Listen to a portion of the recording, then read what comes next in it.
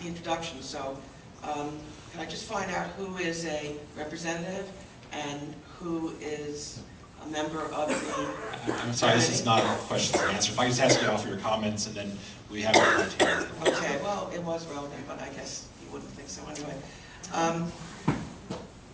This is what I would call political theater. We're all sort of playing out our, in a kabuki audience. Some of us write to each other and have little conversations while the public is giving you testimony that you're not listening to. Some of you are texting or playing on your Blackberries.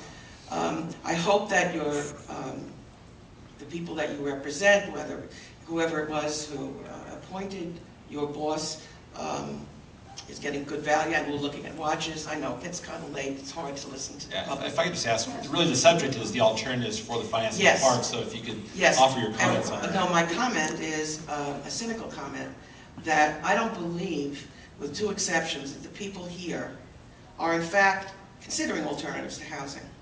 If you consider the fact that this proposal that is on the floor would put new housing up, and that new housing will not be paying for the services that it uses, but instead imposing that burden on the rest of us, then you would say, well, it's easy to match that funding. It's not happening.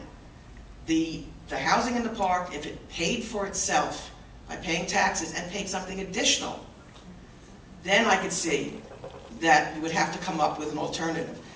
But as it stands right now, this is a fraud.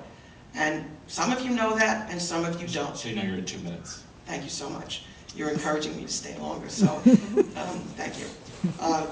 We all know that it's a fraud. We all know that there is no funding mechanism for the park that is not stealing money from the city.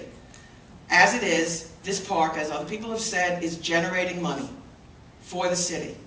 There are many ways that it could be funded if you actually were looking for alternatives to housing. We know that the mayor controls the majority of votes, so we know that you will all be voting with the mayor with two exceptions, because those two people were put there by the people who voted overwhelmingly against housing in the park. Now, if you were honest, you would recognize that the current funding mechanism is not a funding mechanism.